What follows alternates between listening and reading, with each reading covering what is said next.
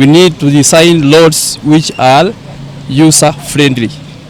User-friendly in that case, I mean, make sure that the safety components are well designed, are well maintained, and are well educated to the public who are using that.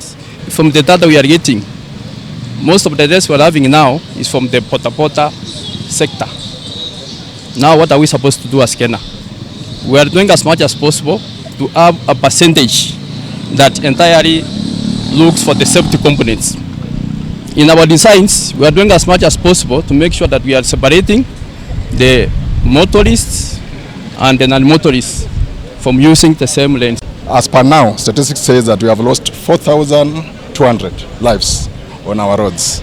That is an equivalent of a full Ruhonge stadium. People dying at a go. And that's the magnitude that we have lost. These deaths have affected families, have affected school-going children, have affected breadwinners. Just to note, out of the 4,200, 80% are men. So we want to come here next year at the same time, and we say that at least we have moved from maybe to zero. Actually, that is our target. It may not be possible, but maybe to zero death on our road. So from now onwards, you'll see very, very well coordinated operations from the county government to the national government to the police to ensure that our people travel to the festive seasons and go back to the areas of work in a safe and safety way. And as we go to the opening of the schools again, the same will see through. As you have noted, we are now inspecting even school buses.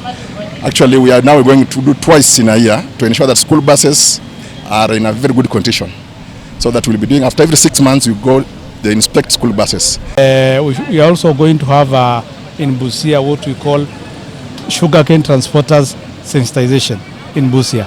So basically, we are going to try our best to ensure that we are going to reduce fatalities. Because we have decided to do it in Kakamega because Kakamega was the highest from January 1st to 13th of November 2025. Kakamega was the highest with 88 fatalities, followed by Bungoma with 66 fatalities.